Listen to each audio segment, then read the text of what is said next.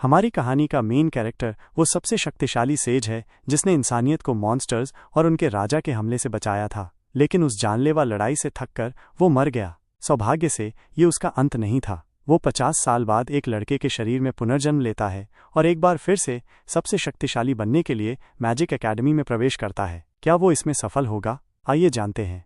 अत्सुमु चौंक कर उठता है ये देखकर कि वो अभी भी जिंदा है, जबकि उसने अपनी सारी मैजिक इस्तेमाल कर ली थी। वो इस स्थिति पर सवाल उठाता है और उसे यकीन नहीं होता कि वो जीवित है। आईने में खुद को देखकर वो अपने नए रूप को देखकर हैरान हो जाता है। तभी एक डॉक्टर और नर्स कमरे में प्रवेश करते हैं। वो नर्स हमारे लड़के को कुसनागी कहकर संबोधित करती है और वह अनजाने नाम को सुनकर और भी भ्रमित हो जाता है। डॉक्टर उसे लेटने को कहता है और उसके घावों की जांच करता है। जब वो पट्टियां हटाता है तो ये देखकर चौंक जाता है कि प्रोटैगनिस्ट पूरी तरह से ठीक हो चुका है। उसे अपनी आंखों पर यकीन नहीं होता। डॉक्टर को याद आता है कि वो तो बस कुछ दिन पहले ही एक भयंकर सड़क हादसे के बाद बेहोश हो गया था और उसकी हालत बहुत खराब थी। अब वो इतनी जल्दी कैसे ठीक हो गया? डॉक्टर सोचता है कि शायद उसे होली मैजिक से ठीक किया गया है। कुसनागी को पता चलता है कि उसका शरीर खुद को होली मैजिक पावर्स से ठीक कर सकता है। वो डॉक्टर से पूछता है कि क्या उसकी मैजिक पावर खत्म हो चुकी है, लेकिन वे उसकी बात नहीं समझ पाते। वो बताता है कि वो तो अभी कैलामिटी के दौरान मॉन्स्टर से लड़ रहा था। डॉक्टर और नर्स उसकी बात सुनकर दंग रह जाते हैं। डॉक्टर उससे पूछता है कि क्या उसे अपना नाम और अभी कौन सा साल चल रहा है ये याद है। इचामी अपना नाम बताता है और मानता है कि अभी 1970 चल रहा है, लेकिन डॉक्टर सोचता है कि उसे स्क्विला नाम की एक मेमोरी इम्पेयरमेंट है। डॉक्टर उसे बताता है कि उसका असली नाम कुसनागी मनाटो है और अभी साल 2022 है। कुसानगी भ्रमित हो जाता है और उसे इस सब पर यकीन करना मुश्किल लगता है। वो डॉक्टर की बातों पर गौर करता है और मान लेता है कि शायद ये सच है।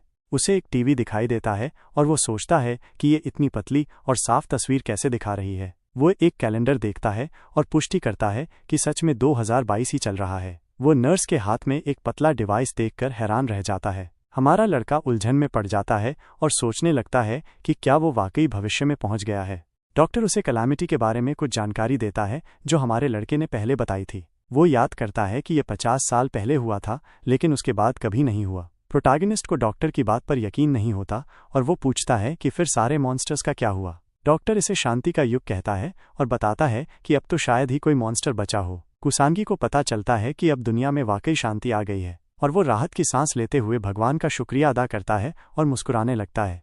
डॉक्टर बताता है कि इचामी जिसके बारे में वो बात कर रहा है वो तो 50 साल पहले कैलामिटी में मर गया था। उसे एक हीरो माना जाता है जिसने इंसानियत को बचाने के लिए खुद को बलिदान कर दिया। डॉक्टर को यकीन नहीं कि कुसानेगी वही इचामी अत्सुमु है। हमारा लड़का मान लेता है कि वो 50 साल पहले मर गया और किसी तरह कुसानेगी मानतो के रूप में पुनर्जन्म ले चुका है। उसे ये समझ नहीं आता कि ये सब कैसे हुआ। एक हफ्ता गुजरता है और वो अपने अपार्टमेंट में पहुंचता है और कुसानी के कमरे को देखता है। उसे दुख होता है जब वो पुराने कुसानी की जिंदगी के बारे में जानता है। उसके माता पिता जब वो छोटा था तभी गुजर गए थे। उसे उसके नए फॉस्टर पेरेंट्स ने भी निकाल दिया था और वो एक घटिया बोर्डिंग स्कूल भेज दिया गया था। तब से कुसानेगी अपने माता पिता की विरासत से ही जी रहा है। प्रोटैगनिस्ट ने पहले कभी रीइंकार्नेशन मैजिक के बारे में नहीं सुना था। वो सोचता है कि शायद ये भगवान का कोई चमत्कार है या ये सब बस यूं ही हुआ। वो कुसानेगी का मैजिक एकेडमी कार्ड देखता है और उसे याद आता है कि उसके ज़माने में ऐसा कोई एकेडमी नहीं था। उसे ये दिलचस्प लगता है। तभी उसका फ़ोन बजने लगता है। वो सोचता है ये क्या है और फ़ोन उठाता है। उसे टडानो नाम का कोई व्यक्ति कॉल कर रहा है, लेकिन वो समझ नहीं पाता कि क्या करना है। कुसानेगी कॉल इग्नोर कर देता है और फ़ोन फेंक देता है, लेकिन फ़ोन फिर से बजता है और एक मैसेज आता है। टडानो लिखता है कि उसे पता चल गया है कि हमारा लड़का हॉस्पिटल से डिस्चार्ज हो गया है और वो चाहता है कि कुसानेगी जल्द स्कूल वापस आ जाए क्योंकि उसके पास पैसे खत्म हो रहे हैं। अगले दिन हमारा लड़का मैजिक एकेडमी जाता है और जब वो स्कूल में दाखिल होता है तो इधर उधर देखने लगता है। उसे फिर से स्कूल जाने का एहसास अच्छा लगता है। तभी वो देखता है कि एक स्टूडेंट डमी डॉल पर अपना मैजिक इस्तेमाल कर रहा है। कुसानेगी निराश हो जाता है ये देखकर और सोचता है कि सबकी मैजिक पावर्स कितनी कमज़ोर हैं। वो और स्टूडेंट्स को ऑब्जर्व करता है और महसूस करता है कि ये सब तो बिल्कुल बेकार हैं। उसे यकीन नहीं होता। उसे याद आता है कि उसके ज़माने के न्यूबीज़ भी इनसे 10 गुना ज़्यादा मजबूत होते थे।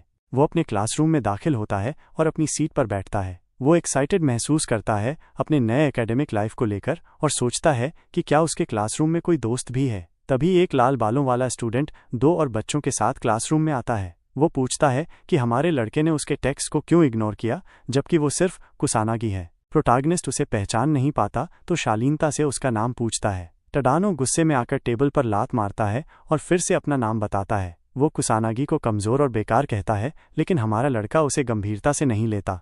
वो अचानक याद करता है कि यही वो लड़का है जो उसे कॉल कर रहा था। उसे लगता है कि टडानो उसका दोस्त है। टडानो शातिर मुस्कान के साथ अपना हाथ आगे बढ़ाता है और पैसे मांगता है। कुसानागी सोचता है कि वो अच्छा दोस्त है और उसका हाथ पकड़ता है, ये उम्मीद करते हुए कि वे अच्छे दोस्त बन सकते हैं। टडानो गुस्से में आकर उसका कॉलर पकड़ता है और पैसे की मांग करता है। वो उसे डराने की कोशिश करता है और सोचता है कि उसके पास अभी भी उसके माता पिता की विरासत के पैसे बचे होंगे।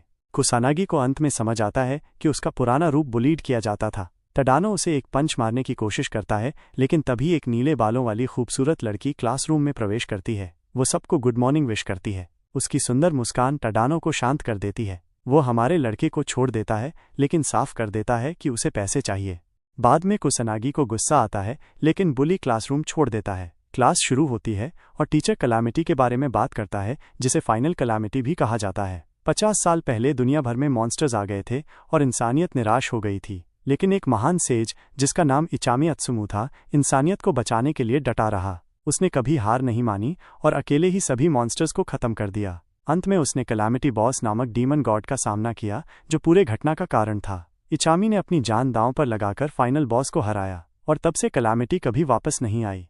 टीचर स्टूडेंट से महान सेज के बारे में सवाल पूछता है। पहले की नीले बालों वाली लड़की हाथ उठाती है। उसका नाम मिजुआ है। टीचर उसे जवाब देने की अनुमति देता है। वह कहती है कि इचामी महान सेज है और पहले मैजिशियन थे जिन्होंने पहली कलामिटी में सर्वाइव किया। वही इस एकेडमी की स्थापना का कारण भी है। उसकी आंखें एक्साइटमेंट से चमकने लगती हैं जब वो बताती है कि इचामी इंसानियत के हीरो हैं और दुनिया भर के हर मैजिशियन के आइडल हैं। टीचर पुष्टि करता है कि वो सही कह रही है और क्लास को सिखाता है कि वो महान सेज इंसान इतिहास का सबसे शक्तिशाली मैजिशियन है। वह सलाह देता है कि सब स्टूडेंट्स को उनके बारे में जानना चाहिए और आने वाले टेस्ट के लिए तैयारी करनी चाहिए। प्रोटैगनिस्ट शर्मिंदगी महसूस करता है क्योंकि सब लोग इचामी की तारीफ कर रहे हैं। वो इस तरह की टॉर्चर की उम्मीद नहीं कर रहा था और एकेडमी ज्वाइन करने का पछतावा करने लगता है। उसे डॉक्टर की बात याद आती है और वो मानता है कि अब जब दुनिया पीसफुल हो गई है तो शायद इसी वजह से मैजिक कमज़ोर हो गई है। वो खिड़की से बाहर देखता है और अपने नए शांत जीवन का आनंद लेते हुए मुस्कुराता है।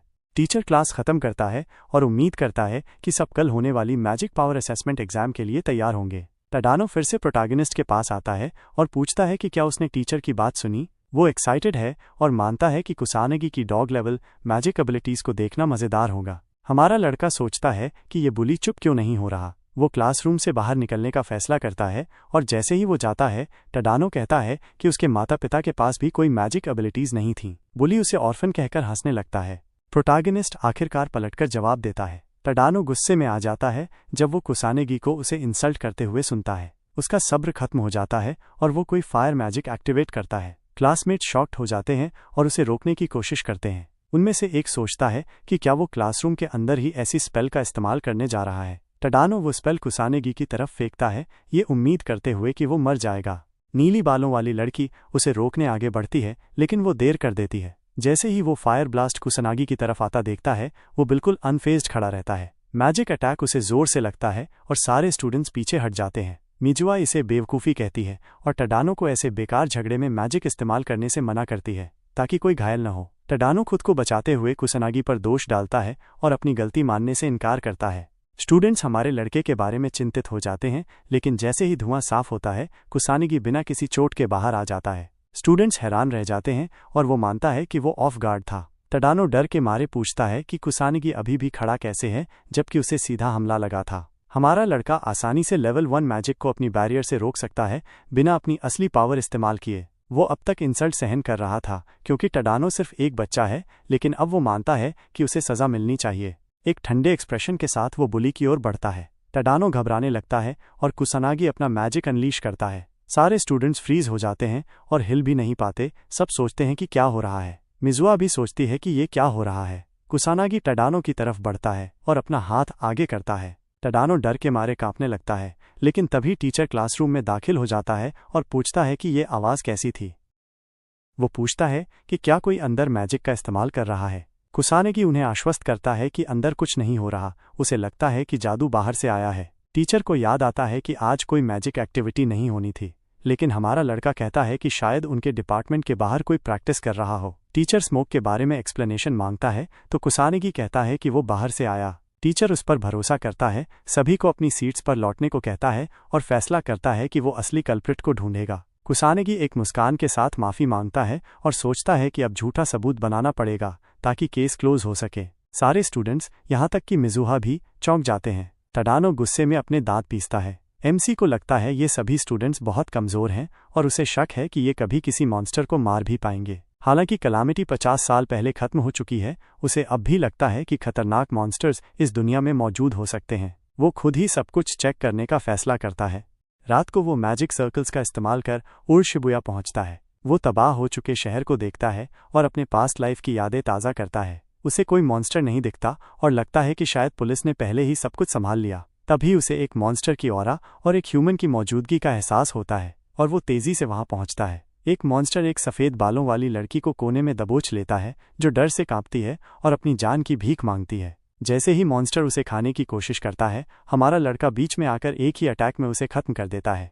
वो लड़की के कपड़ों पर एक पुलिस बैज देखता है, मान लेता है कि वो मैजिशियन पुलिस से है और उसे अगली बार सावधानी बरतने की सलाह देता है। वो उसका धन्यवाद करती है, लेकिन वो मैजिक सर्कल्स बनाकर वहां से गायब हो जाता है। लड़की सोचती है कि वो कौन था। उसे एक ग्रेट मैजिशियन लगता है, लेकिन वो हैरान होती है कि उसने बिना किसी चांटिंग के उस मॉन्स्टर को कैसे मारा। कुसानागी को अच्छा लगता है कि उसका चेहरा छिपा रहा, क्योंकि वो नया रीइंकार्नेट हुआ है और नहीं चाहता कि लोग उस पर ध्यान दें।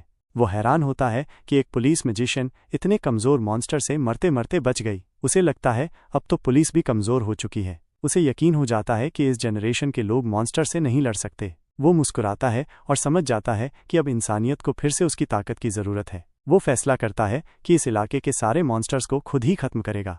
अगले दिन एकेडमी में टीचर सभी से मैजिक पावर टेस्ट के लिए तैयार रहने को कहता है। वो चाहता है कि एट्रीब्यूट्स और मैजिक पावर दोनों सही से मापे जाएं, क्योंकि मैजिशियन प्रोफेशन में ये ज़रूरी है। हमारा लड़का सोचता है कि उसकी पावर्स को इस अजीब से डिवाइस के बिना मेजर क्यों नहीं किया जा सकता। उसे स्टूडेंट्स के लिए ये ज़रूरी लगता है, लेकिन सोचता है कि एक टीचर को ये बेसिक मैजिक परसेप्शन तो आना ही चाहिए। मिजुहा आगे बढ़ती है और पूछती है कि क्या ये सही समय है। स्टूडेंट्स उन्हें बात करते देख हैरान हो जाते हैं और सोचते हैं कि मिजुहा उसे क्यों बुला रही है। वो खुद को नोबल मैजिक हाउस मिजुहा युइका की दूसरी बेटी बताती है। कुसानगी को समझ नहीं आता कि नोबल फैमिली क्या होती है, तो वो बताती है कि ये 4 सबसे बड़ी जादुई फैमिलीज में से एक हैं। वो उसे नहीं पहचानता और पास्ट नोबल फैमिलीज को याद करता है। उसकी वीक मैजिक देखकर वो सोचता है कि इतनी कमज़ोर पावर के साथ ये नोबल होने का घमंड कैसे कर रही है।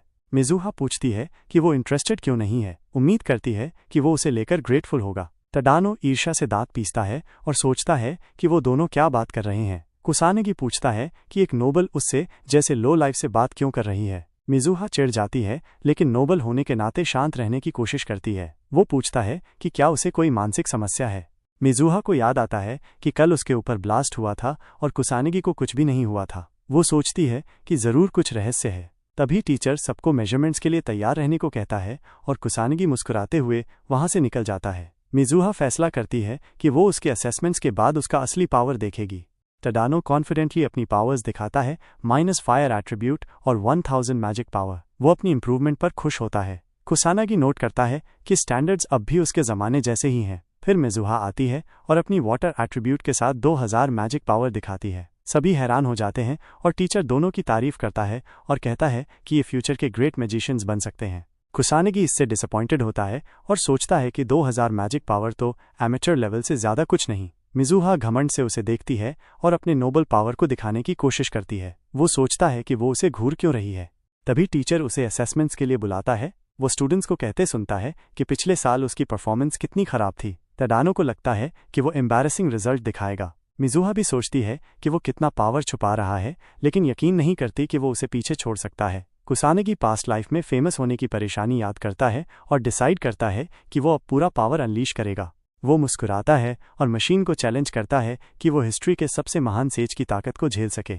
मशीन चमकने लगती है और एक तेज रोशनी की किरण पूरे बिल्डिंग से बाहर निकल जाती है। दूसरी क्लासेस के 2 स्टूडेंट्स भी इसे नोटिस करते हैं। मिजुहा हैरान हो जाती है क्योंकि मशीन अजीब तरह से बिहेव कर रही है। फिर मशीन तेज चमकने लगती है और एक बड़ा धमाका होता है। सारे स्टूडेंट्स खुद को ब्लास्ट से बचाने में लग जाते हैं। हमारा लड़का डिसअपॉइंटेड होता है कि मशीन इतनी जल्दी टूट गई, जबकि उसने अभी ठीक से कुछ किया ही नहीं। उसे शक है कि कोई भी उसका रियल मैजिक पावर सेंस नहीं कर पाया होगा। टीचर चिंता करता है कि सब ठीक हैं या नहीं। सब कहते हैं कि वो सेफ हैं।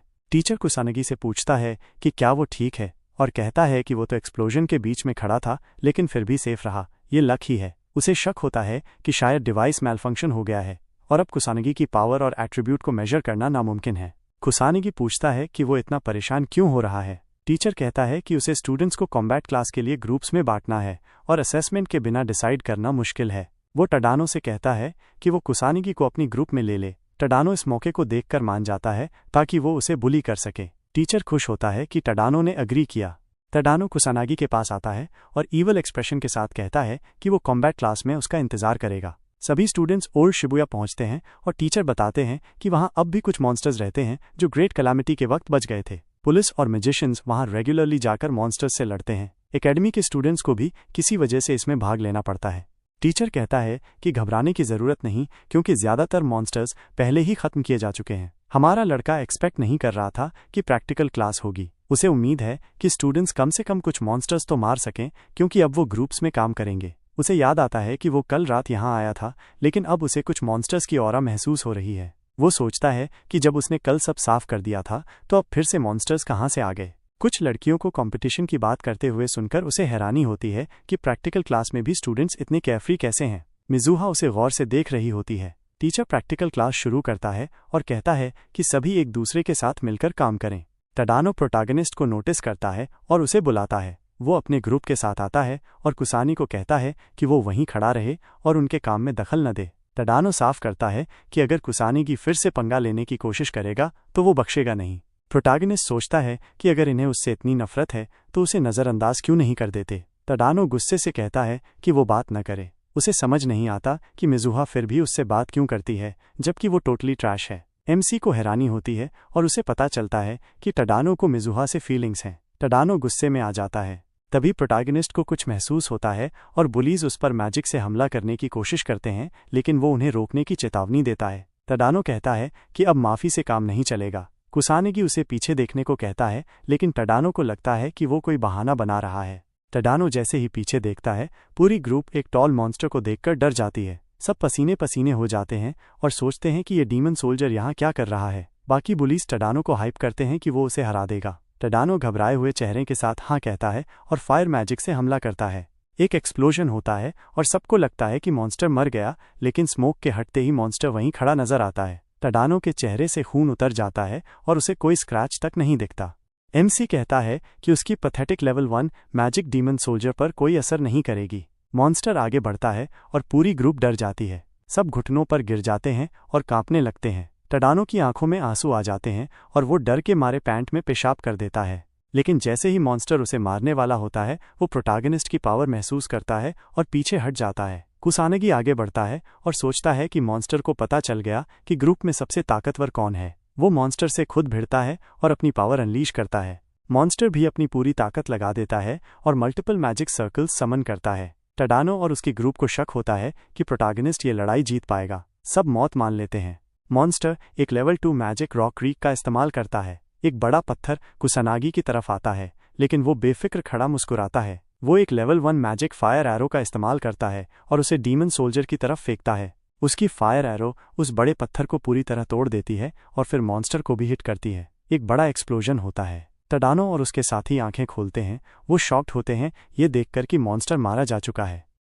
टडानो सोचता है कि ये सब क्या हो रहा है और क्या कुसानेगी इसके पीछे है। उसे यकीन नहीं होता और वो मानता है कि कुसानेगी जैसे किसी इंसान के लिए ये मुमकिन ही नहीं। लेकिन प्रोटैगनिस्ट उसे बता देता है कि अगर वही इसका इस्तेमाल कर रहा है तो सिर्फ लेवल 1 मैजिक ही डीमन सोल्जर को हराने के लिए काफ़ी है। उसे हैरानी होती है कि ऐसे मॉन्स्टर फिर से शिबुया में कैसे दिखाई दे रहे हैं जबकि उसने कल ही इस जगह को साफ किया था और सारे मॉन्स्टर्स को हराया था। वो सोचता है कि शायद ये किसी बड़े खतरे से पहले की कोई बुरी निशानी है।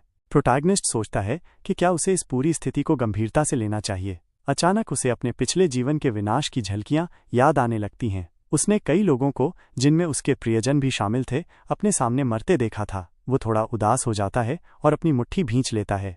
प्रोटैगनिस्ट ये ठान लेता है कि अगर कलामिटी फिर से आती है तो वो इंसानियत को बचाएगा। बाकी बुलीज मान लेते हैं कि उन्होंने कुसानागी को डीमन सोल्जर को हराते हुए देखा। वे सोचते हैं कि क्या ये वही कुसानागी है जिसे वे जानते हैं। टडानो गुस्से में दीवार पर मुक्का मारता है। वह परेशान है और उसे कुछ समझ नहीं आता।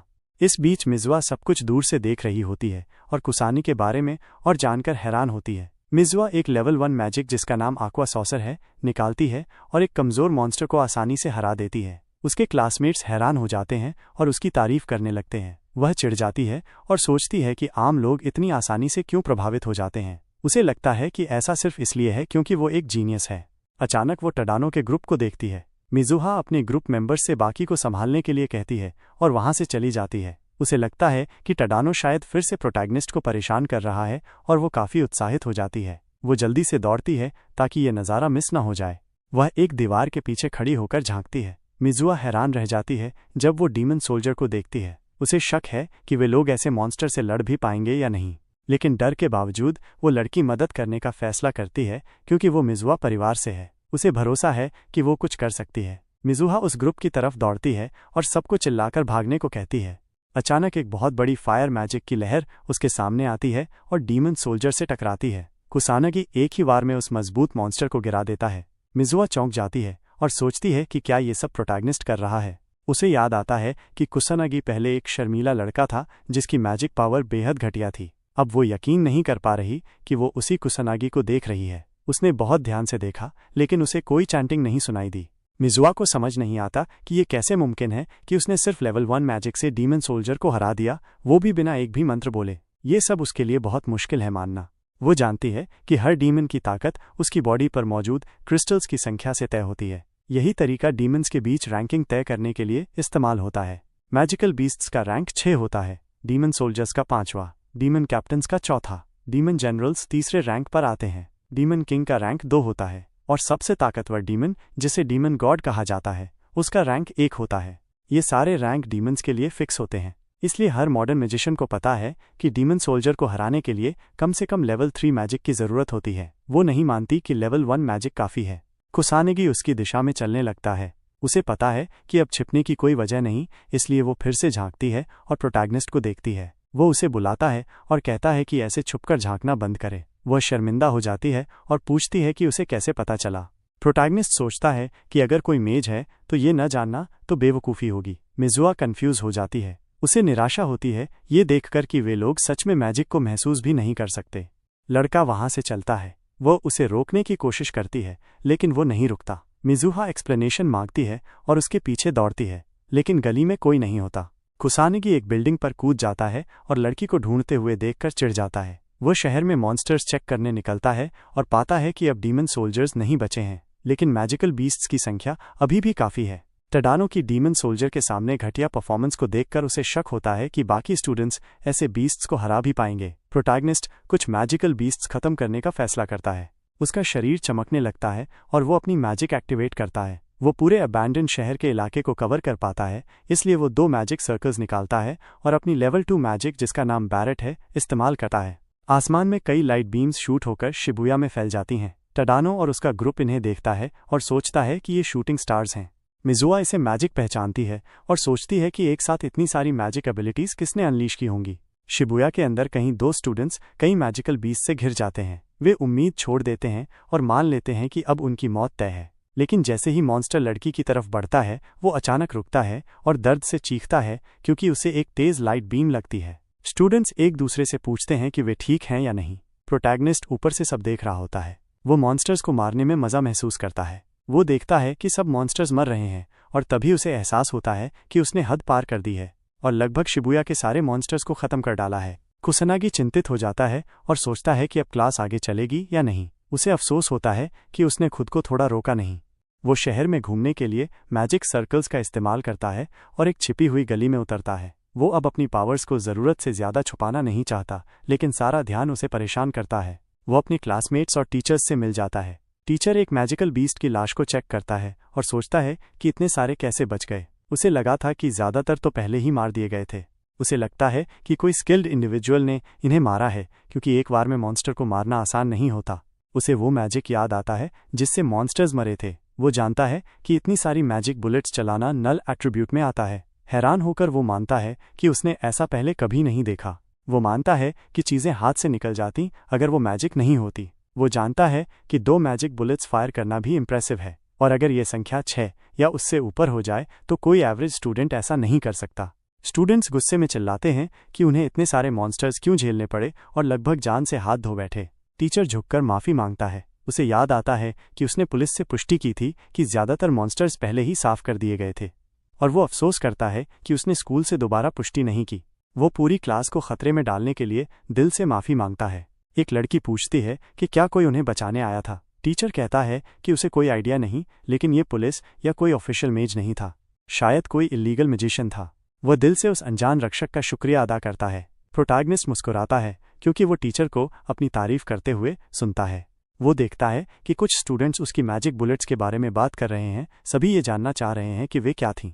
कुसानागी राहत महसूस करता है कि सभी ठीक हैं, यहाँ तक कि उसके बुलीज भी। तडानो गुस्से में अपने दांत पीसता है। पूरा ग्रुप प्रोटैगनिस्ट को घूरता है। मिजुआ को याद आता है कि उसने कुसानागी को अकेले डीमन सोल्जर को हराते हुए देखा था, वो भी लेवल 1 मैजिक से, और फिर कुछ इन्फिनिट मैजिक जैसा इस्तेमाल करते हुए। उसे लगता है कि क्या दोनों काम कुसानागी ने ही किए हैं। फायर और नल दो अलग एट्रीब्यूट्स हैं, और उसे शक है कि कोई स्टूडेंट दोनों रख सकता है, यहाँ तक कि कुसानागी भी नहीं। वो खुद को शांत करती है और सोचती है कि शायद नल एट्रीब्यूट किसी और का है, लेकिन वो अब भी ये नहीं समझ पा रही कि कुसानागी ने डीमन सोल्जर को अकेले कैसे हराया। टडानो का ग्रुप कहता है कि शायद लेजर बीम्स के पीछे भी वही है। टडानो इसे नामुमकिन कहता है, लेकिन उसका दोस्त याद दिलाता है कि कुसानागी ने डीमन सोल्जर को भी हराया था। टडानो गुस्से में अपने दोस्त को चुप रहने के लिए कहता है और धमकी देता है कि वो मर जाएगा। उसके दोस्त डर जाते हैं। टडानो साफ कर देता है कि वो कभी नहीं मानेगा कि कुसानागी जैसी कोई हस्ती ये सब कर सकती है। उसे लगता है कि कुसानागी कुछ छुपा रहा है। उसके लाकी सहमत होते हैं और उन्हें याद आता है कि कुसानागी कितना डरपोक था। टडानो गुस्से में चिल्लाता है कि वो साबित करेगा कि कुसानागी चीटिंग कर रहा है। वो ठान लेता है कि वो उसे एक कोने में धकेलकर उसकी असली पहचान उजागर करेगा।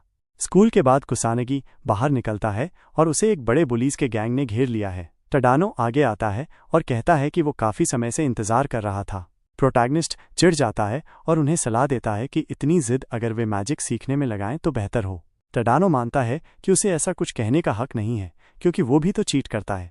कुसानागी उस पर लगाए गए चीटिंग के इल्जाम से कंफ्यूज हो जाता है, लेकिन टडानो जोर देता है कि वो जरूर कोई सस्ते ट्रिक्स छुपा रहा है। उनकी बकवास से थक कर कुसानागी समझ जाता है कि अब उनसे बात करने का कोई मतलब नहीं है। टडानो उसे फॉलो करने का आदेश देता है। वो कुसानागी की तारीफ करता है कि उसने भागने की कोशिश नहीं की।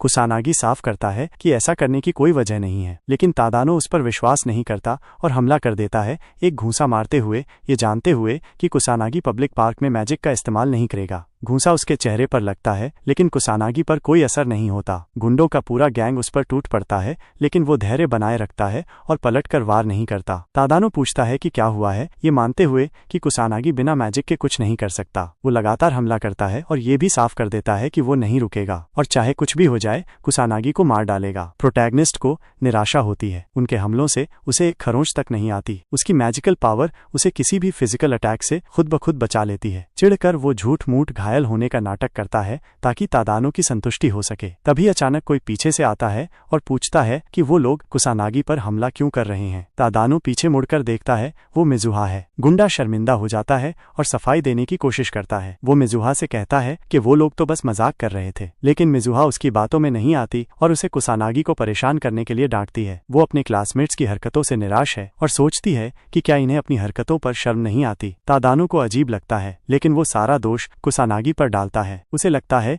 कि अब मिजुहा उससे नफरत करती है, सिर्फ कुसानागी की वजह से। वो मिजुहा को देखता है जब वो प्रोटैगनिस्ट का हाथ पकड़कर उसे वहां से बाहर ले जा रही होती है। तादानो ये देखकर जल जाता है और पूरी तरह तंग आ जाता है। वो अब खुद पर कंट्रोल नहीं रख पाता और गुस्से में आकर मैजिक अटैक करने की कोशिश करता है। कुसानागी चिढ़ जाता है। तादानो उसे खत्म करने के लिए तैयार हो जाता है और उसके साथी भी अपना मैजिक एक्टिवेट करते हैं। मिजुहा पूछती है कि वो लोग ऐसा क्यों कर रहे हैं। पूरा ग्रुप एक फायर अटैक करता है प्रोटैगनिस्ट की तरफ। मिजुहा को पता है ये कितना खतरनाक हो सकता है, इसलिए वो उसे बचाने की कोशिश करती है, लेकिन वो समय पर नहीं पहुंच पाती। कुसानागी सारे अटैक्स को सीधे झेल लेता है। तादानो आत्मविश्वास से हंसता है। उसे लगता है कि अब कोई चालाकी काम नहीं आएगी और कुसानागी नहीं बच पाएगा। उसके साथी चिंतित हो जाते हैं और पूछते हैं क्या वो मर गया। तादानो उन्हें मूर्ख कहता है और कहता है कि बस वो लोग स्कूल के बाहर मैजिक यूज कर रहे थे और कुसानागी उस झगड़े में फंस गया। जैसे ही धुआं हटता है, कुसानागी कहता है कि वो बस धैर्य रख रहा था, क्योंकि वो सब उसके लिए बस नादान बच्चे हैं, लेकिन अब उन्हें सबक सिखाना जरूरी है। वो गंभीर हो जाता है और तादानो से कहता है कि उन्हें मिजुहा को इसमें नहीं घसीटना चाहिए था। तादानो चिल्लाता है और दोनों को इस हालत का जिम्मेदार ठहराता है। वो कहता है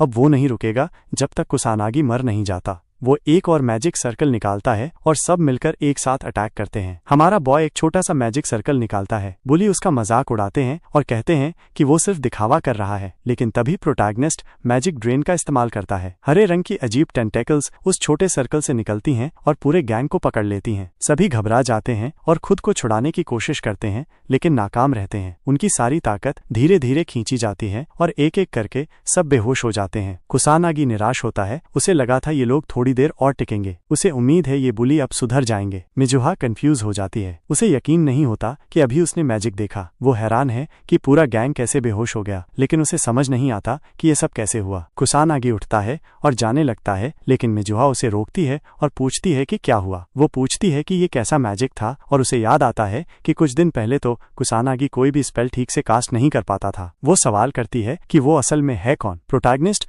उसके सवालों से परेशान हो जाता है और कहता है कि वो कुछ और कर ले, इतनी अजीब बातें पूछना बंद करे। मिजुहा ब्लश करने लगती है और उसे थैंक यू बोलती है उसे बचाने के लिए। वो कहती है अब तो कम से कम उसके सवालों का जवाब दे दो, लेकिन उसे वहाँ कोई नहीं मिलता। वो शर्मिंदा होती है और सोचती है कि वो फिर से उसे छोड़कर चला गया। रात में कुसानागी दोबारा पुराने शिबुया में आता है और अपने मैजिक सर्कल से मूव करता है। उसे दिन में अजीब एहसास हुआ था, इसलिए वो वापस आया ये देखने के लिए कि क्या हो रहा है। वो देखता है कि वहाँ फिर से मॉन्स्टर्स हैं, जबकि उसने दिन में सबको मार दिया था। उसे लगता है ये कोई बुरा संकेत है। प्रोटैगनिस्ट को भरोसा है कि अगर ये मॉन्स्टर्स सिर्फ पुराने शिबुया में आ रहे हैं तो वो अकेले संभाल सकता है, लेकिन उसे दूसरे इलाकों में भी उनकी मौजूदगी महसूस होती है। उसे लगता है ये पुलिस के लिए बहुत ज्यादा हो जाएगा और वैसे भी अच्छे मैजिशियन बहुत कम हैं। वो जानता है कि वो अकेले पूरे देश में फैल रहे मॉन्स्टर्स को नहीं रोक सकता, इसलिए वो सोचता है पहले एक प्लान बनाए। शुरुआत में वो सोचता है पहले पुराने शिबुया के सारे मॉन्स्टर्स को चुपचाप खत्म कर देता है। वो फिर से मैजिक बुलेट्स का इस्तेमाल करता है और कई मॉन्स्टर्स को एक साथ मार देता है। एक शराबी आदमी गलती से एक खतरनाक जगह में चला जाता है। अचानक एक मॉन्स्टर उसके पीछे आता है, लेकिन कुसानागी उसे फौरन खत्म कर देता है। वो आदमी कुसानागी को देखता है, लेकिन उसे अपनी कल्पना समझकर वहां से निकल जाता है। हमारा बॉय उम्मीद करता है कि उसे किसी ने देखा ना हो। वो मैजिक सर्कल से ऊपर कूदता है, लेकिन कोई उसका वीडियो बना लेता है। वो आदमी हैरान होता है और सोचता है कि उसका वीडियो वायरल हो जाएगा। वो एक सेकंड भी नहीं गंवाता और वीडियो ऑनलाइन पोस्ट कर देता है। अगले दिन तादानो, कुसानागी और मिजुहा को प्रिंसिपल के ऑफिस बुलाया जाता है। क्लास टीचर कहता है कि उसे खबर मिली है कि कुछ स्टूडेंट्स ने स्कूल के बाहर मैजिक यूज किया है और वो साफ कर देता है कि अगर कोई पकड़ा गया तो उसे तुरंत स्कूल से निकाला जाएगा। वो उन्हें अपना पक्ष रखने का मौका देता है। तादानो तुरंत कुसानागी की तरफ इशारा करता है और उसे दोष देता है कि वही झगड़ा करने आया था। कुसानागी तादानो की झूठ बोलने की कला देखकर हैरान होता है और समझता है कि अब उसे बोलना ही पड़ेगा, भले ही उसे कितना भी झंझट लगे। लेकिन तभी मिजुहा बोल उठती है और कुसानागी का बचाव करती है। वो प्रिंसिपल को बताती है कि बाकी सब झूठ बोल रहे हैं और असल में कुसानागी तो तादानो और उसके दोस्तों से बचने की कोशिश कर रहा था, जिन्होंने पहले मैजिक अटैक किया। टीचर ध्यान से सुनता है और जानता है कि कुसानागी ने भी मैजिक यूज किया है। मिजुहा उसे सेल्फ डिफेंस कहती है और कहती है कि उसके पास कोई और ऑप्शन नहीं था। कुसानागी मिजुहा के सपोर्ट से हैरान होता है। तादानो फिर सफाई देने की कोशिश करता है, लेकिन मिजुहा उसे डांट देती है और कहती है कि वो कितना गिरा हुआ इंसान है जो कुसानागी को परेशान करता है और फिर सब कुछ उसके सिर मढ़ देता है। वो समझ नहीं पा रही कि उसे अपने आप पर शर्म क्यों नहीं आती। तादानो गुस्से में कुसानागी को कचरा कहता है और कहता है कि वो इस स्कूल के लायक नहीं है। मिजुहा साफ कहती है कि तादानो ही असली कचरा है और इस अकेडमी के लायक नहीं है। तादानो अब भी घमंडी बना रहता है और कहता है कि वो क्लास का टॉप स्टूडेंट है और सिर्फ वही मिजुहा के साथ खड़ा होने के लायक है, कुसानागी नहीं। मिजुहा समझ नहीं पाती वो क्या बकवास कर रहा है। तादानो उसे चेतावनी देता है कि कुसानागी का साथ देना बंद कर दे और उससे कहता है कि उसकी औरत बन जाए। मिजुहा गुस्से से कहती है कि कभी भी वो ऐसे गंदे इंसान को नहीं चुनेगी। तादानो इस रिजेक्शन से सदमे में चला जाता है। कुसानागी समझता है उसने ऐसा क्यों कहा, लेकिन उसे लगता है मिजुहा ने थोड़ा ज्यादा कर दिया। तादानो बेहोश हो जाता है। प्रिंसिपल साफ करता है कि वो ऐसे स्टूडेंट्स को नहीं रखना चाहता जो मैजिक का गलत इस्तेमाल करें और दूसरों को नुकसान पहुंचाएं। वो तादानो और उसके पूरे ग्रुप को स्कूल से निकाल देता है। तादानो के साथी खुद को बचाने की कोशिश करते हैं और कहते हैं कि वो बस तादानो के कहने पर सब कर रहे थे। टीचर कुसानागी और मिजुहा को क्लास में वापस जाने की इजाजत देता है। मिजुहा गुस्से में तादानो को सबसे घटिया लड़का कहती है। हमारा बॉय पूछता है कि अब जब वो निकाले गए हैं तो आगे क्या होगा। वो बताती है कि अब उनके लिए मैजिशियन बनना नामुमकिन है और ये तो बिल्कुल साफ है। उसे समझ नहीं आता कुसानागी ने खुद के लिए कुछ कहा क्यों नहीं। वो कहता है कि वो कहने ही वाला था, लेकिन उसने मौका नहीं नहीं दिया। अचानक उसे कुछ याद आता है। वो पूछती है क्या हुआ। कुसानागी कहता है कि वो बस सोच रहा था कि उसने उसे कितनी बार बचाया, पहले क्लास में और फिर प्रिंसिपल के सामने। वो कहता है कि वो वाकई में एक अच्छी लड़की है जो हमेशा उसकी मदद करती है। मिजुहा एकदम ब्लश करने लगती है और शर्मिंदा होकर कहती है कि चुप रहो। वो तेजी से क्लासरूम की तरफ भाग जाती है ताकि पहले अंदर जा सके। कुसानागी उसे जाते हुए देखकर मुस्कुराता है। उसे लगता है कि पुराना कुसानागी मर चुका है और वो इस शरीर में दोबारा जन्मा है। हमारा बॉय सोचता है कि शायद उसे बुली किया गया था या शायद कार एक्सीडेंट हुआ था। वो अभी तक सच्चाई नहीं जानता, लेकिन अब जब बुलियों को सजा मिल चुकी है तो उसे सुकून मिलता है। वो उम्मीद करता है कि सब ठीक होगा और मुस्कुराता है। प्रिंसिपल 2 सीनियर स्टूडेंट्स को बुलाकर बताता है कि कुछ स्टूडेंट्स ने मैजिक यूज किया और आपस में भिड़ गए। वो उन्हें भरोसा दिलाता है कि किसी को चोट नहीं आई। एक सीनियर स्टूडेंट पूछती है कि अगर कोई दिक्कत नहीं तो उसे क्यों बुलाया गया। प्रिंसिपल कहता है कि उनमें से एक स्टूडेंट युइका मिजुहा है। ब्लू हेयर्ड स्टूडेंट समझ जाती है और प्रिंसिपल को जानकारी देने के लिए धन्यवाद कहती है। वो कहती है कि उसकी फैमिली स्कूल में इन्वेस्ट करने में इंटरेस्टेड है। प्रिंसिपल सोचता है कि कुसानागी असाधारण रूप से ताकतवर है, क्योंकि एक साथ इतने सारे मैजिशियनों से लड़ना लगभग नामुमकिन है। एक आम स्टूडेंट ऐसा नहीं कर सकता जब तक कि उसमें कोई रहस्यमय ताकत ना छुपी हो। वो सोचता है कि क्या कुसानागी उनसे भी ज्यादा ताकतवर है, लेकिन ब्लू हेयर्ड लड़की इसका इनकार करती है। वो उस लड़के के बारे में जानने की जिज्ञासा रखता है और कहता है कि वो खुद उससे मिलना चाहता है। वो सोचती है कि कुसानागी कितना योग्य है, इस पर तय होगा कि उसकी छोटी बहन को स्कूल से निकाला जाए या नहीं। वो मिजुहारुका है जो तीसरे साल की क्लास से है और उसके साथ उसका दोस्त कात्सुरागी ryuji भी तीसरे साल में ही है। कुसानागी अब थोड़ा डिमोटिवेटेड महसूस करता है क्योंकि उसकी जिंदगी फिर से शांत हो गई है। उसे कुछ क्लासमेट्स को ब्लैक मेज के बारे में बात करते हुए सुनाई देता है और सोचता है कि शायद ये उसी मैजिक नोबल से जुड़ा कुछ है जिसके बारे में उसने सीखा था, लेकिन वो फैसला करता है कि अभी इसके बारे में परवाह नहीं करेगा। तभी टीचर आता है और कुसानागी को बाहर बुलाता है असेसमेंट टेस्ट के लिए। वो समझाता है कि जिन स्टूडेंट्स को पिछली बार टेस्ट नहीं किया जा सका उनके पास अब फिर से मौका है। मिजुआ नोटिस करती है कि क्या हो रहा है और खुश होती है कि अब वो हमारे बॉय के बारे में और जान पाएगी। तभी वो देखती है कि उसकी बड़ी बहन रुका, मिजुआ और कात्सुरागी अंदर आ रहे हैं। वो सोचती है कि उसकी बहन अचानक कहाँ से आ गई। टीचर घोषणा करता है कि अब कुसानागी की बारी है मैजिक पावर असेसमेंट टेस्ट की। हमारा बॉय याद करता है कि पिछली बार उसने मशीन तोड़ दी थी, तो वो अब सावधानी से पावर कंट्रोल करके कोशिश करता है, लेकिन तभी उसे अजीब महसूस होता है। उसे बहुत थकावट होती है और उसकी सांसें तेज हो जाती हैं। टीचर पूछता है कि वो ठीक है या नहीं और मशीन की रीडिंग चेक करता है। मिजुआ और टीचर दोनों चौंक जाते हैं क्योंकि मशीन के मुताबिक उसका एट्रीब्यूट नन है और मैजिक पावर सिर्फ 100 दिखा रही है। ये देखकर कात्सुरागी के चेहरे पर मुस्कान आ जाती है। कुछ स्टूडेंट्स कुसानागी को लेकर बात करने लगते हैं कि ये पूरे बैच की सबसे कम मैजिक पावर है और उसे बेकार बता देते हैं क्योंकि उसके पास कोई एट्रीब्यूट भी नहीं है। कात्सुरागी मान लेता है कि जो बात उन्होंने प्रिंसिपल से सुनी थी वो झूठ थी और कुसानागी ने खुद से उन डिलिंक्वेंट्स को हराया, ये सच नहीं है। रुका निराश होती है और निकलने का फैसला करती है क्योंकि अब रुकने की कोई वजह नहीं है। स्टूडेंट्स नोटिस करते हैं कि कुसानागी सिर्फ टेस्ट से ही थक गया है, जो समझ में आता है क्योंकि उसकी मैजिक पावर बहुत कम है। टीचर उसे समझाता है कि मैजिक पावर ही सब कुछ नहीं होती, लेकिन मिजुआ को अपनी आंखों पर यकीन नहीं हो रहा। उसे याद है कि उसने अपने सामने हमारे बॉय को डीमन सोल्जर को हराते हुए देखा था और जानती है कि वो एक साथ फायर और नल दोनों एट्रीब्यूट यूज कर सकता है। वो सोचती है कि क्या ये कोई ट्रिक है, क्योंकि उसने कभी नहीं सुना कि कोई मेज अपने मैजिक पावर को छुपाने के लिए कुछ ऐसा करे। हमारा प्रोटैगनिस्ट राहत महसूस करता है और इस रिजल्ट से खुश है। वो किसी तरह का मैजिक मैनिपुलेशन करता है जिससे रिजल्ट को बदला जा सके, भले ही इससे उसके शरीर पर असर पड़ रहा है। उसे लगता है अब वो इसे कंट्रोल करना सीख गया है। जैसे ही वो रूम से निकलता है उसे मिजुआ मिलती है और पता चलता है कि वो वहां सिर्फ क्यूरियोसिटी से आई थी। तभी रुका दोनों को स्कूल हॉल में रोक लेती है। कुसानागी पूछता है कि ये दोनों कौन हैं। रुका खुद और कात्सुरागी का परिचय देती है। वो उसके फैमिली नेम को पहचानता है और पूछता है कि क्या उसे उससे कुछ चाहिए। रुका कहती है कि उसे उससे कोई दिलचस्पी नहीं है और अपनी बहन की तरफ बढ़ जाती है। मिजुहा चिंतित हो जाती है और रुका निराशा से कहती है कि उसकी बहन कुछ डिलिंक्वेंट से भी नहीं जीत सकी। उसे पता चलता है कि मिजुहा को किसी ऐसे ने बचाया जिसकी मैजिक पावर सिर्फ 100 है और वो पूछती है कि क्या ये सब सच है। मिजुआ इसे स्वीकार करती है, जिससे रुका गुस्से में आ जाती है और मिजुआ से कहती है कि वो अकेडमी छोड़ दे। मिजुआ समझ नहीं पाती कि वो ऐसा बिना किसी वजह के क्यों कह रही है। रुका उसे याद दिलाती है कि उसने कभी कोई मैच नहीं जीता, चाहे वो एकेडमिक्स हो, स्पोर्ट्स हो या मैजिक क्राफ्ट, हर बार वो हारी है। रुका को नहीं लगता कि मिजुआ के पास मेज बनने की काबिलियत है। वो कहती है कि मिजुआ के लिए अब काफी है और उसे किसी नॉर्मल स्कूल में चले जाना चाहिए। मिजुआ रोने लगती है लेकिन कुछ कह नहीं पाती। उसकी बहन फिर कंफर्म करती है कि क्या उसे सब समझ में आया और मिजुआ घबराकर कहती है हाँ। कुसानगी आखिरकार बीच में आता है और रुका को घमंडी कहता है। रुका ठंडी नजरों से पूछती है कि उसने क्या कहा। कुसानगी बताता है कि वो बिना रुके बकवास कर रही है और अपनी छोटी बहन की बात सुनने का भी वक्त नहीं दे रही। उसे साफ लगता है कि वो घमंड से भरी हुई है। रुका कहती है कि ये एक फैमिली का मामला है और उसे बोलने का कोई हक नहीं है। कुसानगी हैरान होता है कि वो इसे बातचीत कह रही है जबकि असल में वो अपनी बहन पर हुक्म चला रही है। वो कहता है कि रुका को भी किसी के जीने के तरीके पर रोक लगाने का कोई हक नहीं है। वो कहता है कि रुका बहुत खराब है जो अपनी बहन को जबरदस्ती वो छोड़ने को कह रही है जो वो बनना चाहती है। रुका कॉन्फिडेंस के साथ कहती है कि उसकी नालायक बहन में मेज बनने की काबिलियत नहीं है क्योंकि वो उससे कभी नहीं जीत पाई। मिजुआ रोते हुए मान लेती है कि उसकी बहन सही है। वो खुद पर विश्वास नहीं कर पाती और सोचती है कि वो खुद से झूठ बोलती आई है कि उसमें टैलेंट है। वो मानती है कि वो खुद को एक जीनियस समझती रही लेकिन असल में वो कुछ नहीं है। कुसानगी कॉन्फिडेंस से कहता है कि मिजुआ रुका को हरा सकती है। वो मुस्कुराता है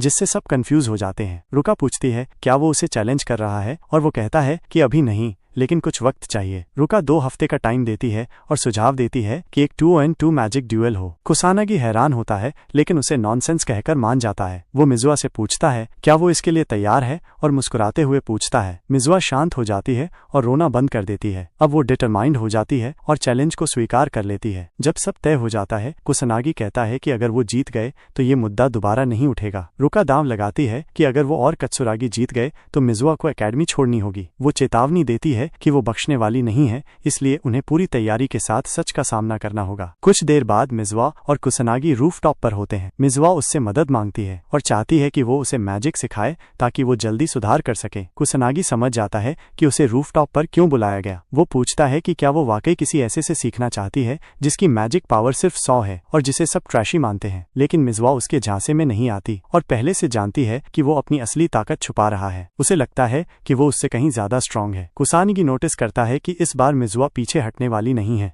उसे लगता है कि वो जानती है कि कुसानगी को स्ट्रांग बनने का तरीका पता है तभी उसने उसकी बहन को चैलेंज किया। उसे पता है कि रुका वो टाइप है जो हर चीज को कंट्रोल करना चाहती है। ये उसकी नेचर में है इसलिए उसने उसे प्रोवोक किया ताकि वो खुद लड़ाई के लिए सामने आए। लेकिन वो ये बात मिजुआ को नहीं बता सकता। मिजुआ झुककर उससे गिड़गिड़ाकर मदद मांगती है। कुसानगी हार मान लेता है और मान जाता है कि वो उसे स्ट्रांग बनने में मदद करेगा। मिजुआ फिर से कंफर्म करने के लिए पूछती है। कुसानगी उसे पहले ही वार्न करता है कि उसे उसकी हर बात माननी होगी और एक बार ट्रेनिंग शुरू हो गई तो वापस मुड़ने का कोई ऑप्शन नहीं रहेगा।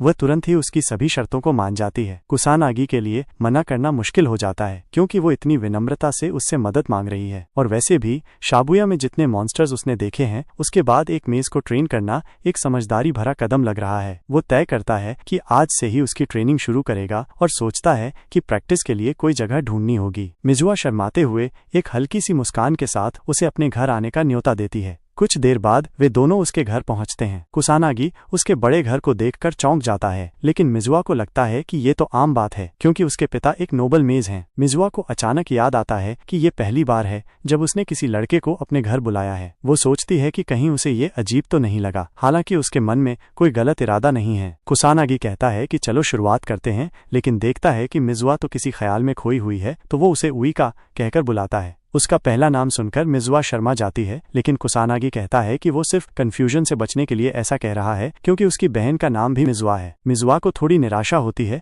उसका जवाब सुनकर। कुसानगी पूछता है कि क्या कोई और नाम है जिससे वो उसे बुला सकता है लेकिन वो उइका नाम से सहमत हो जाती है। इसके बाद वो ट्रेनिंग शुरू करता है और मिजुआ से कहता है कि वो उसका ध्यान रखे। सबसे पहले कुसानगी उससे पूछता है कि मैजिक पावर क्या होती है। मिजुआ को लगता है ये आसान है और वो जवाब देती है कि ये वो ऊर्जा होती है जिससे कोई मैजिक परफॉर्म करता है और ये हर किसी के शरीर में होती है। फिर वो उससे इनकेंटेशंस के बारे में पूछता है। उइका आत्मविश्वास से जवाब देती है कि ये एक तरह का प्रोग्राम होता है जो अपने आप मैजिक को अटैक में बदल देता है। फिर वो पूछता है कि क्या मैजिक पावर को बढ़ाया जा सकता है। मिजुआ कहती है कि नहीं, ये जन्म से ही तय होती है और एक उम्र के बाद रुक जाती है। उइका मुस्कुराती है और सोचती है कि उसने सब कुछ एकदम सही जवाब दिया, लेकिन कुसानगी उसे बताता है कि उसके सारे जवाब गलत हैं। मिजुआ निराश होकर रोने लगती है और पूछती है कि क्या वो उसे बेवकूफ कह रहा है। एमसी को सच में बुरा लगता है और वो सोचता है कि आजकल के मेजेस कितने अज्ञानी हो गए हैं। वो हैरान है कि सिर्फ 50 सालों में इतना सब कुछ बदल गया है। वो समझाने लगता है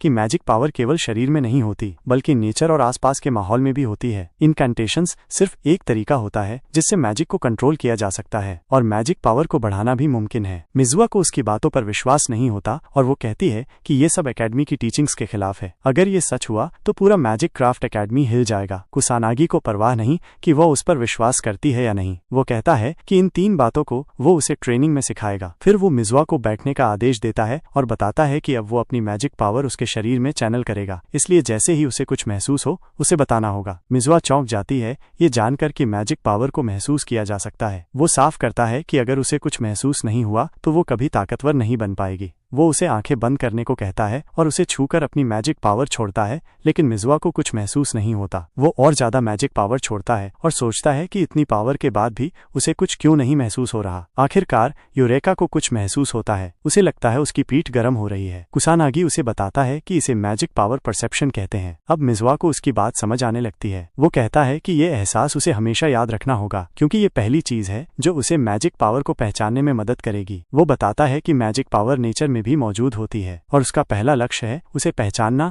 और इस एहसास के साथ कंफर्टेबल होना। मिजुआ आत्मविश्वास से मुस्कुराती है और कहती है कि वो नोबल मिजुआ परिवार की बेटी है, इसलिए वो इसे जल्दी मास्टर कर लेगी। एमसी को शक होता है कि वो वादा पूरा कर पाएगी क्योंकि इतनी पावर देने पर भी उसे एहसास नहीं हुआ था। उसे लगता है कि शायद मिजुआ मेज बनने के लायक नहीं है। 1 हफ्ता बीत जाता है और यूरेका रोने लगती है और कहती है कि वो अब भी मैजिक महसूस नहीं कर पा रही। वह एमसी के लिए एक बहुत बड़ी निराशा है। एमसी चौंक जाता है कि 1 हफ्ता बीत गया और वो अब तक इतना आसान कॉन्सेप्ट नहीं सीख पाई। वो मानता है कि मिजुआ ने बहुत प्रैक्टिस की लेकिन शायद वो थोड़ी धीमी है। चूंकि समय बहुत कम है, वो तय करता है कि फिर से मैजिक उसके अंदर डालेगा। वो उसकी पीठ पर हाथ रखता है और अपनी मैजिक छोड़ता है। वो यूरेका से कहता है कि अपनी आंखें खोले। मिजुआ संकोच के साथ आंखें खोलती है और चौंक जाती है क्योंकि अब वो अपने शरीर के चारों ओर मैजिक ऑरा देख पा रही है। वो मुस्कुराती है क्योंकि अब वो मैजिक पावर को समझ पा रही है। युवा अपनी नई स्किल से खुश हो जाती है। अब जब वो मैजिक पावर देख सकती है तो वो कुसानागी की पावर को नापना चाहती है, लेकिन किसी कारणवश उसे उससे कोई खास पावर महसूस नहीं होती, जिससे वो उलझन में पड़ जाती है। कुसानागी उसकी मेहनत की तारीफ करता है लेकिन मिजुआ इसे सामान्य मानती है क्योंकि वो खुद को जीनियस मानती है। अब जब वो मैजिक परसेप्शन इस्तेमाल कर सकती है तो कुसानागी उसे बताता है कि अब वो उसे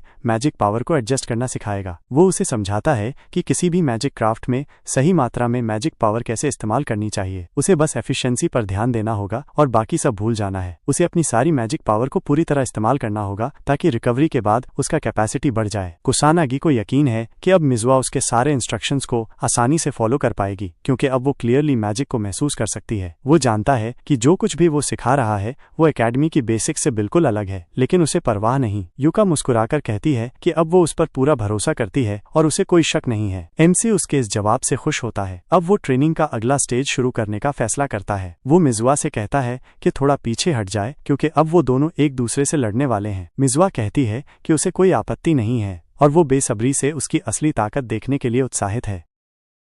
यूका पहला लेवल का आक्वा सॉसरी इस्तेमाल करती है और कई वाटर अटैक्स फेंकती है, लेकिन एमसी उन्हें बड़ी आसानी से ब्लॉक कर देता है, जिससे लड़की हैरान हो जाती है। उसे समझ नहीं आता कि उसने उन्हें कैसे रोका। एमसी ने नॉन एट्रीब्यूट मैजिक से पहला लेवल का मैजिक बैरियर यूज किया था। वो साफ कर देता है कि अगर वो इतनी कमजोर बैरियर को भी नहीं तोड़ पाई तो उसकी बहन से जीतने की कोई उम्मीद नहीं है। वो निराश होकर आइस बुलेट्स फेंकने लगती है। एमसी समझाता है कि उसे अटैक करते हुए भी मूवमेंट में रहना होगा क्योंकि अगर वो रुक गई तो किसी भी केपेबल मेज के खिलाफ हारना तय है। वो फ्रस्ट्रेट होकर और अटैक्स फेंकती है, लेकिन आखिरकार थक जाती है और हार मान लेती है। एमसी बताता है कि बिना एफिशिएंसी के इतना मैजिक पावर यूज करना गलत है। अगर वो स्पेल के पीछे डाले गए मैजिक पावर को एडजस्ट करना सीख जाए तो बिना इनकैंटेशंस के भी अटैक्स कर सकेगी। कुसानागी उसे ध्यान से देखने के लिए कहता है और दिखाता है कि वो कैसे मैजिक यूज कर रहा है। वह एक डमी की तरफ 2 बार फायर ब्लास्ट फेंकता है और मैजिक के यूज का डेमो देता है। यूका समझ जाती है कि उसके अटैक्स में एमसी के मुकाबले मैजिक पावर काफी कम है। वो उसे सही सही ठहराता है और बताता है कि अगर वो मैजिक पावर एडजस्ट करना सीख जाए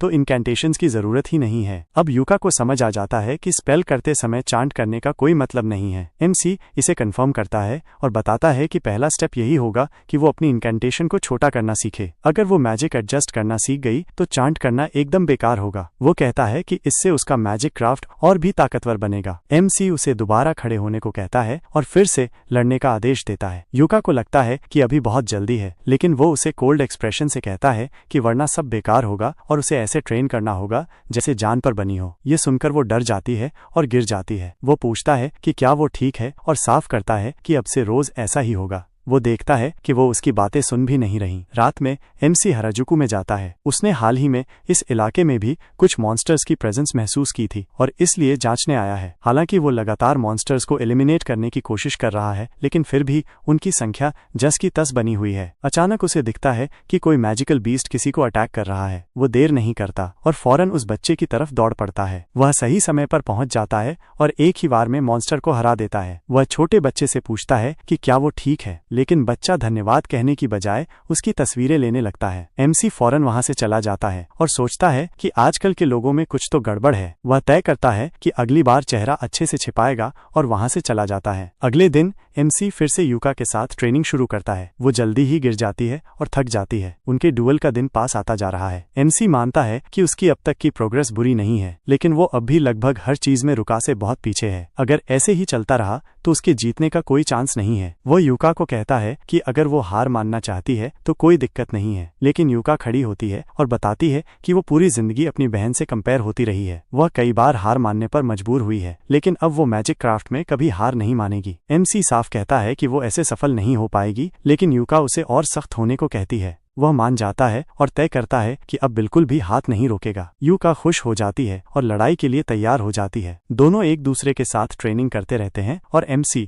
उसे बहुत कुछ सिखाता है। जैसे ही सूरज डूबने लगता है, यूका ज्यादा थक जाने की वजह से बेहोश हो जाती है और कुसानागी उसे उठाकर वापस ले जाता है। कुछ दिन की ट्रेनिंग के बाद वो आखिरकार यूका से कहता है कि वो अब अपनी बहन से लड़ने के लिए तैयार है। यूका जमीन पर गिर जाती है और राहत महसूस करती है। कुसानागी उसकी मेहनत और कोशिशों की तारीफ करता है और वो मुस्कुराने लगती है। उनके चैलेंज के दिन MC यूका से पूछता है कि क्या वो लड़ने के लिए तैयार है। वो हाँ कहती है और जैसे ही वे एकेडमी में दाखिल होते हैं, दोनों एक बहुत बड़े क्राउड को देखते हैं। कुछ न्यूज रिपोर्टर्स उन्हें घेर लेते हैं और कंफर्म करते हैं कि क्या वो सच में नोबल फैमिली की मिजुहा यूका हैं। वे मैजिक ड्यूअल को लेकर कुछ शब्दों की रिक्वेस्ट करते हैं और पूछते हैं कि क्या वो अपनी बहन से लड़ने जा रही हैं। MC कंफ्यूज हो जाता है। यूका बताती है कि उनका परिवार बहुत बड़ा है और उसकी बहन से लड़ाई हो रही है तो मीडिया का ऐसा व्यवहार नॉर्मल है। MC हैरान होता है कि दो स्टूडेंट्स की लड़ाई को लेकर लोग इतनी दिलचस्पी क्यों दिखा रहे हैं। उसे लगता है शायद ऐसा इसलिए क्योंकि मिजुआ फैमिली बहुत इंपॉर्टेंट है। वे सब ट्रेनिंग ग्राउंड पर पहुंचते हैं जो कि एक बहुत बड़े ऑडियंस से घिरा हुआ है। उसे लगता है कि ये कुछ ज्यादा ही हो गया है, लेकिन यूका समझाती है कि स्टूडेंट्स के बीच ड्यूएल्स बहुत रेयर होते हैं, इसलिए ये चैलेंज से ज्यादा एक इवेंट बन जाता है। उसे ये सब जानकर थोड़ा आश्चर्य होता है। दोनों को स्टेज पर बुलाया जाता है। यूका तैयार हो जाती है, लेकिन अचानक उसका शरीर कांपने लगता है। MC उसे हिम्मत देता है और कहता है कि बस मेहनत पर ध्यान दे। वह शांत हो जाती है और मुस्कुराती है। अब वो डिटर्मिन्ड होकर स्टेज की ओर बिना किसी झिझक के बढ़ती है। वो MC को एक रहस्यमय इंसान कहती है और मानती है कि उसकी बातें सच में उसके दिल तक पहुंचती हैं। यूका और रुका आखिरकार आमने सामने आ जाती हैं। रुका हैरान होती है कि उसकी छोटी बहन भागी नहीं। यूका कॉन्फिडेंट होकर इसका कॉन्फर्मेशन देती है। रुका उसे बदतमीज कहती है कि वो ये मानती है कि वो अपनी बड़ी बहन को हरा सकती है, लेकिन यूका साफ कह देती है कि वो जरूर सफल होगी। रुका उसे एक मौका देने का फैसला करती है और मानती है कि वो वाकई पिछले 2 हफ्तों में बहुत बदल गई है। यूका जानती है कि उसकी बड़ी बहन बहुत ताकतवर है। उसे एहसास है कि उनके मैजिक पावर में बहुत फर्क है, लेकिन उसे खुद पर भरोसा है और वो जानती है कि वो जरूर जीतेगी। ड्यूएल की शुरुआत की घोषणा होती है और दोनों पार्टिसिपेंट्स को शुरुआत करने की अनुमति दी जाती है। यूका कोई वक्त नहीं गवाती और अपना मैजिक सर्कल निकालती है। वो अपनी चांद को भी छोटा करने की कोशिश करती है। रुका अटैक करना शुरू करती है। कुसानगी मैच ऑब्जर्व करता है और समझता है कि मैजिक स्पेल्स चलाते हुए मूवमेंट करना बैटल का बेसिक है। वो मानता है कि कम से कम रुका को 2 मेजेस के बीच की बैटल के बेसिक्स पता है। उसकी तुलना में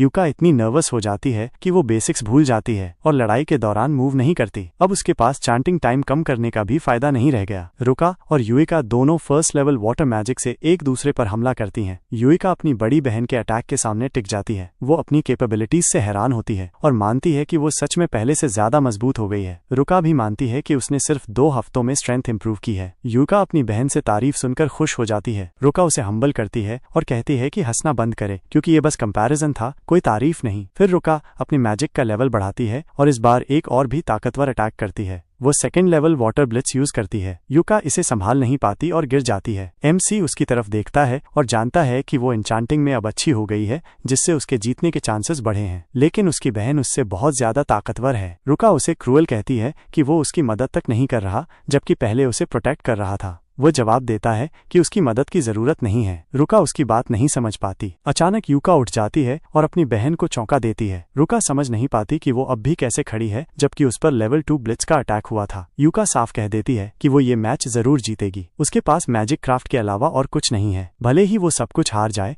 लेकिन मैजिक क्राफ्ट को वो कभी नहीं छोड़ेगी। युका फिर से अटैक करना शुरू करती है। रुका भी हमला करती है। युका अपनी पूरी कोशिश करती है अपनी बहन के सामने टिके रहने की, लेकिन आखिरकार ज्यादा मैजिक पावर यूज करने की वजह से गिर जाती है। अनाउंसर सबको बताता है कि कंटेस्टेंट युका ने अपनी पूरी मैजिक पावर यूज कर ली है, इसलिए रुका इस कॉन्टेस्ट की विजेता है। युका उठने की कोशिश करती है ताकि कुछ करके जीत सके, लेकिन वो नाकाम हो जाती है। कुसानिगी कहता है कि ये बैटल मैजिक यूसेज पर आधारित था, जो कि मैजिकल एडजस्टमेंट के हिसाब से हुआ। उसे लगता है कि उसकी दोस्त मैजिक पावर के मामले में हार गई। रुका पूछती है कि अब उसे समझ आया या नहीं। वो अपनी छोटी बहन को टैलेंटलेस कहती है और जानती है कि एमसी ने भी यही सोचा होगा। वो कंफर्म करता है कि हाँ, वो बिल्कुल टैलेंटलेस और बहुत क्लमजी है। उसने बहुत धीमी प्रोग्रेस की और जब भी रियल फाइट होती है वो ठीक से परफॉर्म नहीं कर पाती। लेकिन वो रुका को बताता है कि वो बहुत मेहनती है और उसने रोज बिना रुके प्रैक्टिस की। रुका अब भी रिजल्ट से डिसअपॉइंटेड है, लेकिन वो कहता है कि उसे ऐसे लोग पसंद हैं जो मेहनत करते हैं और हार नहीं मानते, जैसे युइका। युइका उसकी बात सुनकर रोने लगती है। वो सभी को बताता है कि युइका उसकी डिसाइपल है और उसे पसंद नहीं है जब कोई कैजुअली उसके बारे में बुरा बोलता है। युइका अनकंट्रोलेबली रोने लगती है। रुका उसे एरोगेंट कहती है और सोचती है कि वो इतना बोल क्यों रहा है,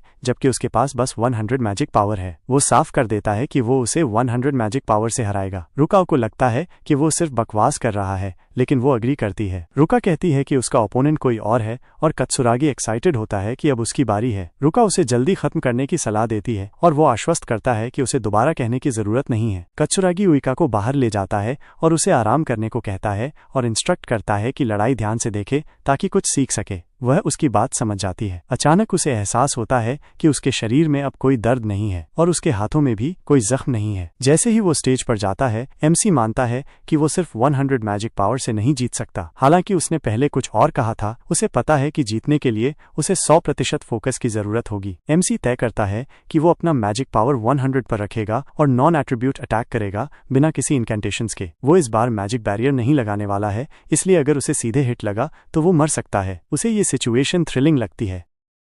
कात्सुरागी तैयार होता है और माफी मांगता है कि वो पीछे हटने वाला नहीं है। एमसी उसे बता देता है कि पीछे हटने की जरूरत उसी को है। ऑडियंस कात्सुरागी के लिए चीयर करती है, उम्मीद करते हुए कि वो अपनी पूरी ताकत ना दिखाए वरना चैलेंजर बुरी तरह घायल हो सकता है। लेकिन वो लड़का सबकी बातों को अनसुना कर देता है और अपनी 8000 मैजिक पावर एक्टिवेट कर देता है। एमसी इसे नोटिस करता है और जानता है कि ये कोई बड़ी बात नहीं है, लेकिन चूंकि वो आज सिर्फ 100 मैजिक पावर ही इस्तेमाल कर रहा है, इसलिए इसमें मरने की भी पूरी संभावना है। दूसरा मैच शुरू होता है। जब दोनों एक दूसरे का सामना करते हैं, कात्सुरागी उम्मीद करता है कि मैच के बाद एमसी उससे नाराज नहीं होगा और अपने मैजिक सर्कल्स को समन करता है। जिस अटैक को वो फेंकने वाला है, उससे वो परखना चाहता है कि क्या कुसनागी ने सच में उन गुंडों को हराया था। वो कुसनागी को चुनौती देता है कि वो उसकी फुल पावर अटैक को झेले, लेकिन जैसे ही वो अटैक फेंकने वाला होता है, कुछ उसके माथे पर लग जाता है। एमसी निराश होता है और उसे स्लो कहता है। ऑडियंस हैरान रह जाती है कि मैच इतनी जल्दी खत्म कैसे हो गया। अनाउंसर घोषणा करता है कि कंटेस्टेंट कुसानागी ने मैच जीत लिया है। रुका हैरान है कि उसका दोस्त एक ही वार में बेहोश हो गया। उसे याद आता है कि एमसी ने कोई इनकेंटेशन भी नहीं किया था और सोचती है कि उसने कौन सी ट्रिक इस्तेमाल की। कुसानागी उम्मीद करता है कि अब रुका खुश होगी क्योंकि मैच जल्दी खत्म हो गया जैसा उसने चाहा था। रुका को उसकी बात सुनकर गुस्सा आ जाता है। युइका भी शॉक में है और यकीन नहीं कर पा रही कि उसने सच में उस लड़के को हरा दिया। रुका मानती है कि वो स्ट्रांग है और एमसी जवाब देता है कि वो उससे भी ज्यादा स्ट्रांग है। रुका उसे बकवास बंद करने को कहती है और अपनी 10,000 मैजिक पावर रिलीज कर देती है। कुसनागी अपनी मैजिक परसेप्शन से देख लेता है कि वो पिछले लड़के से ज्यादा स्ट्रांग है। अनाउंसर ऑडियंस को बताता है कि कुछ अनएक्सपेक्टेड हो रहा है क्योंकि कुसनागी ने एक अलग तरीका अपनाया है जिससे सबका ध्यान खिंच गया है। अब अगला मैच तय करेगा असली विनर कौन है। तीसरा मैच शुरू होता है। कुसानेगी फिर से वही ट्रिक यूज करता है और मैजिक बुलेट्स फायर करता है उसकी तरफ। रुका उसे वाटर मैजिक से काउंटर करती है। एमसी के पास सिर्फ 100 मैजिक पावर है, मतलब वो रुका को तब तक हर्ट नहीं कर सकता जब तक कि बुलेट उसके माथे पर ना लगे। उसे एहसास होता है कि रुका अब तक एडजस्ट हो चुकी है, अपने माथे की रक्षा कर रही है और बिना दौड़े मैजिक यूज कर रही है। रुका लगातार वाटर अटैक्स करती है,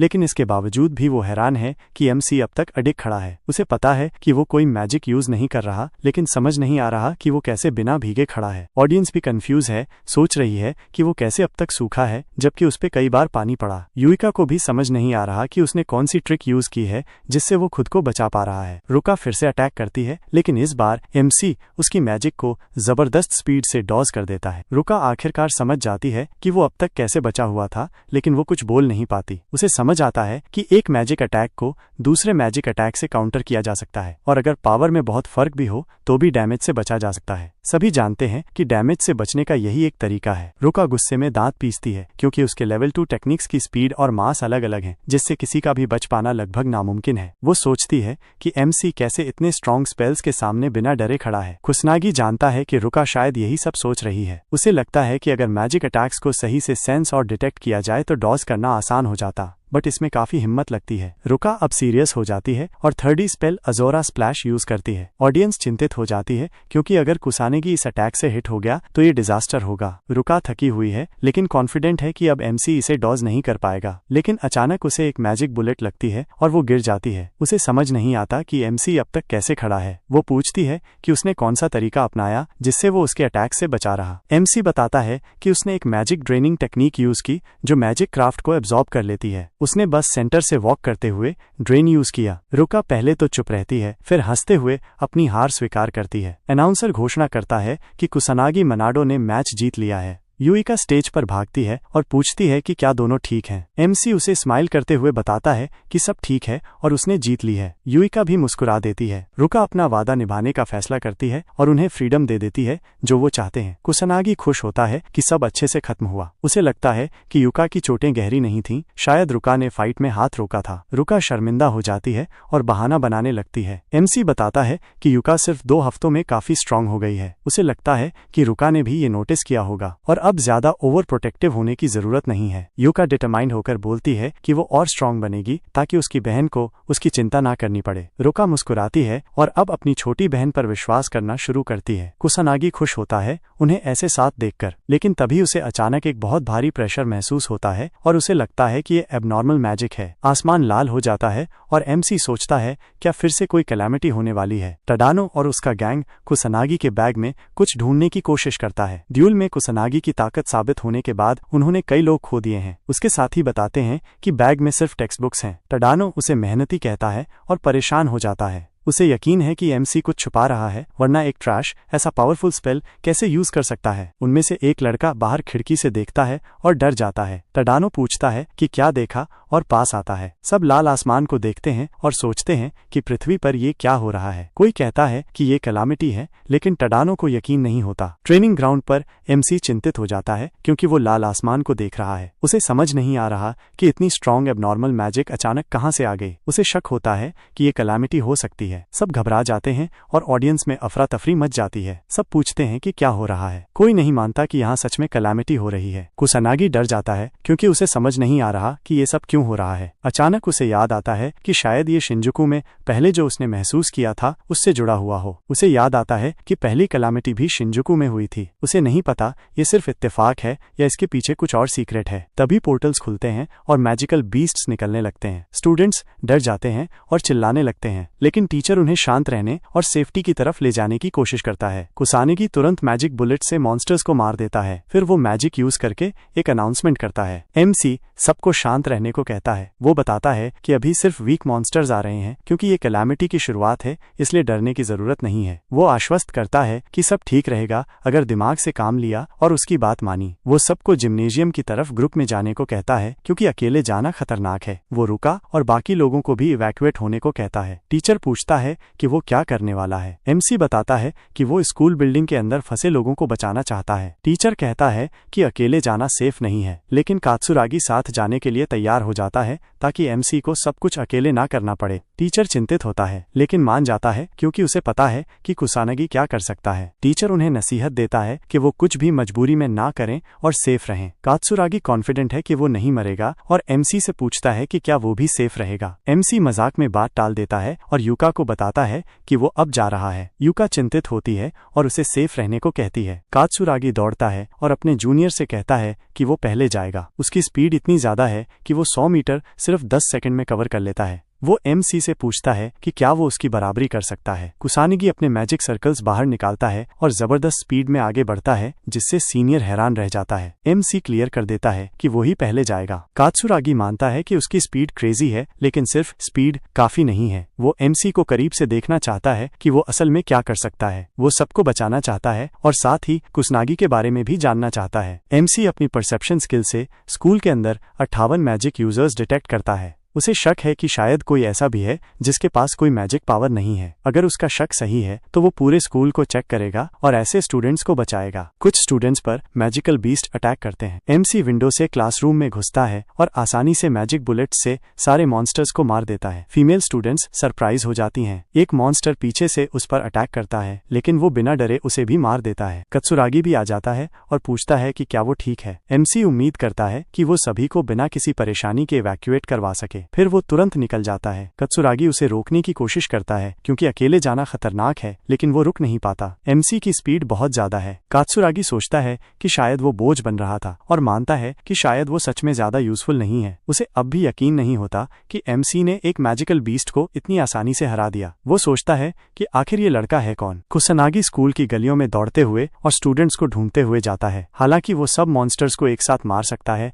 लेकिन वो स्कूल के अंदर है, इसलिए उसे एक एक करके मारना पड़ रहा है ताकि कोई स्टूडेंट गलती से घायल न हो जाए। उसके पास और कोई चॉइस नहीं है। वो एक क्लासरूम में घुसता है और वहां और भी मॉन्स्टर्स को हराकर स्टूडेंट्स की जान बचाता है। सब स्टूडेंट्स उसका धन्यवाद करते हैं। उसे पता है कि उसके पास सबको पर्सनली बचाने का टाइम नहीं है, इसलिए वो जिम्नेजियम की तरफ भागता है। दूसरी तरफ कात्सुरागी भी कुछ स्टूडेंट्स को बचाता है और उन्हें आश्वस्त करता है कि वो मॉन्स्टर को संभालेगा। एक स्टूडेंट आसमान की ओर इशारा करता है। वो पूछता है क्या हुआ और देखता है कि कुछ स्टूडेंट्स हवा में एक बबल में तैरते हुए धीरे धीरे नीचे आ रहे हैं। वो सोचता है कि एमसी क्या करने की कोशिश कर रहा है और फिर से पूछता, आखिर ये लड़का है कौन। एमसी ने स्टूडेंट्स को बबल्स के जरिए कात्सुरागी की तरफ भेज दिया क्योंकि उसे यकीन है कि वो दूसरों का ध्यान अच्छे से रख सकता है, इसलिए सब ठीक रहेगा।